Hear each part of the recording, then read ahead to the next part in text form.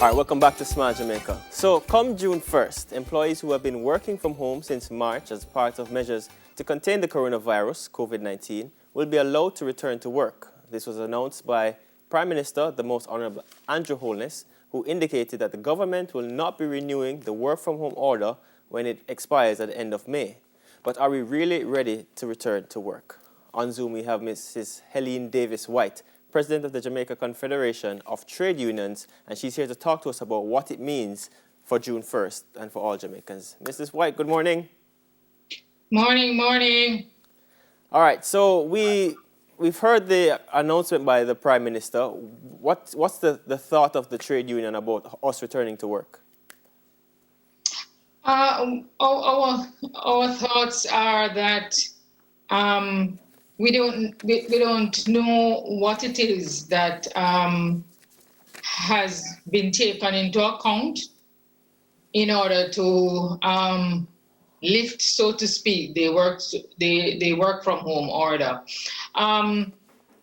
Recognizing that really what the work from home order said is that persons who can work from home should work from home.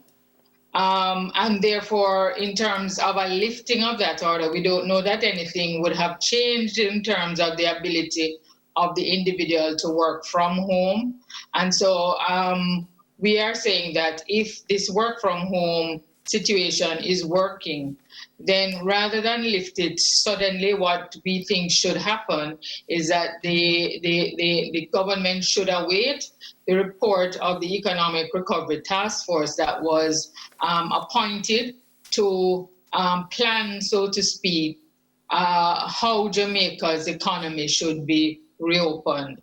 The work of the task force, I think, is going well. The chairman, Dr. Nigel Clark, set a timeline of 4 to 6 weeks. I think we are now in the third week of that period, and we are expecting that the task force should complete its work by early to mid-June.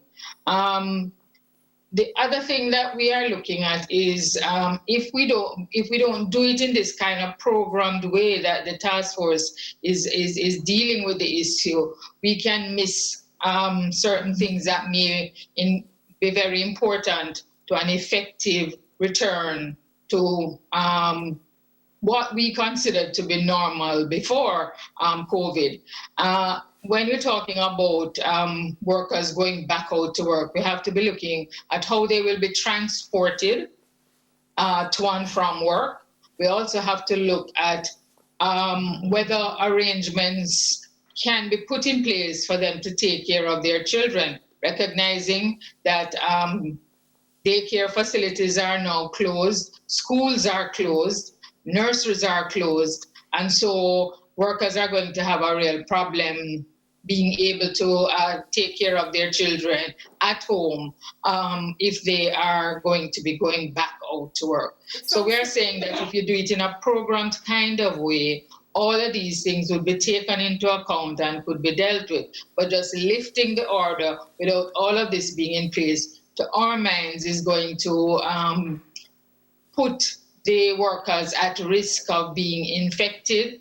And so we think that the government should really await the work of that task force before taking a decision as to whether the work from home order should be lifted. It sounds to me, Ms. Davis-White, that you are lobbying or advocating for establishing protocols in the workspace and protocols that will guide, when the staff come in or they don't.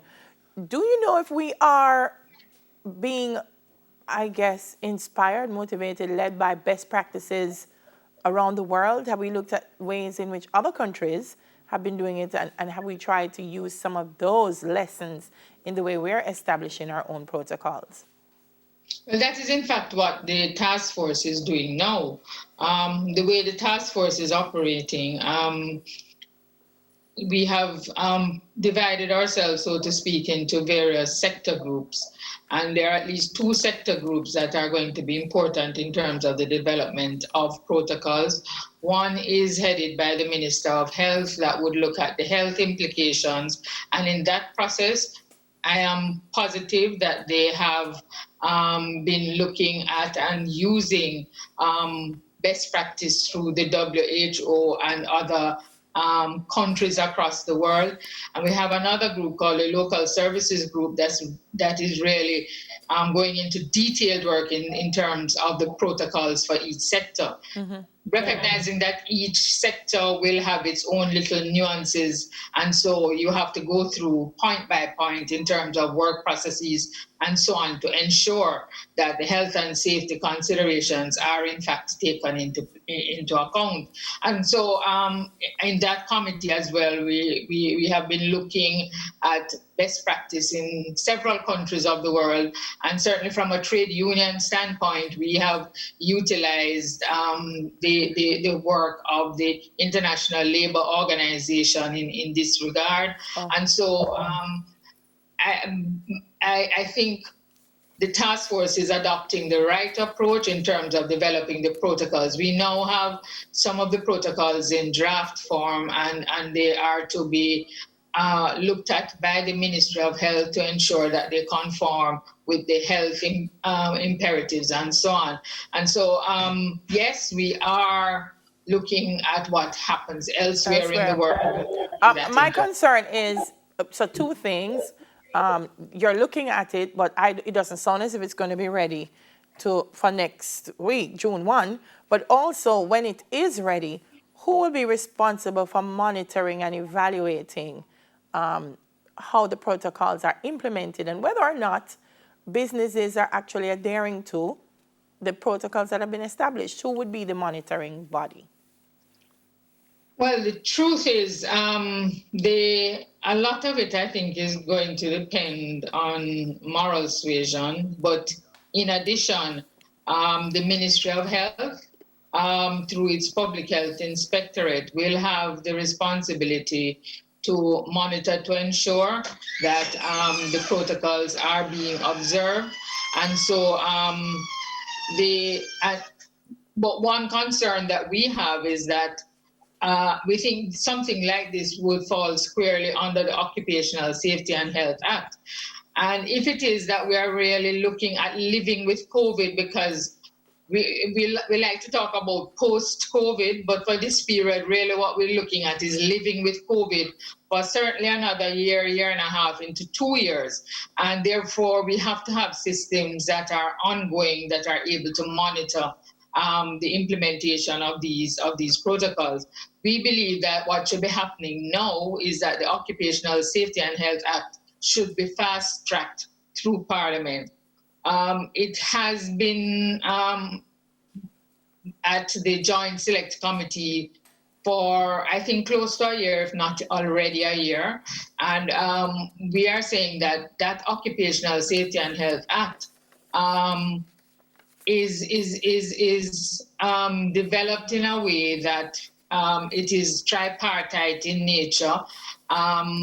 The workers will have a role to play in terms of ensuring that they not only abide by what are the rules that would be put in place at any work site, but they also will have the right to be able to report breaches and also the right to refuse to work in unsafe conditions. And we think that is going to be absolutely essential to proper monitoring of these protocols when they are put into effect. And in fact, the protocols could now be given some kind of a mandatory nature to them, so that not just the Public Health Inspectorate, no, if the Occupational Safety and Health Act is enforced, the Labour Inspectorate of the Ministry of Labour would also have a role to play in ensuring implementation. So these are some of the things that we think need to be in place. We are not saying, though, that we should not start with the protocols as they are, but what we're saying is that if we're going into a long-term situation in terms of living with COVID, we need to have that Occupational Safety and Health Act passed so that it gives proper responsibility and authority to both employers the workers and also the government through the Ministry of Labour to ensure implementation. Yeah, what are your recommendations for businesses who plan to reopen on June 1st to ensure that their employees are well taken care of?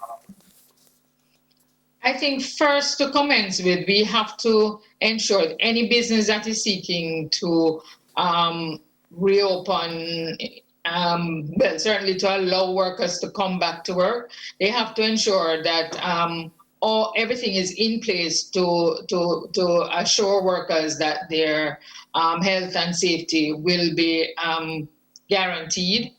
They will therefore have to ensure that in terms of what happens at the workplace, they will have to be able to observe the social distancing rules, and in terms of protocols for sanitizing, that they should be sanitizing before they actually reopen. And we're talking about good deep sanitation should be taking place.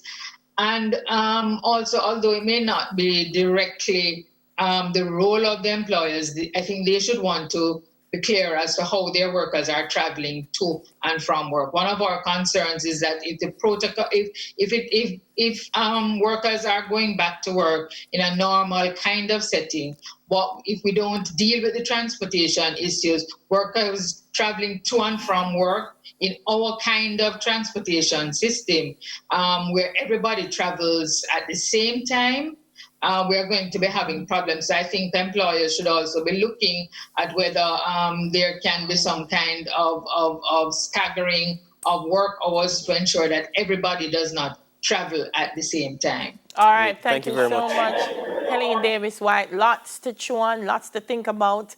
Everyone's back to work June 1, and what I'm hearing is that we need to hurry and get the things in place because it's important for us to protect our workers and to protect Jamaica land we love. Helene Davis-White, President of the Jamaica Confederation of Trade Unions, the JCTU.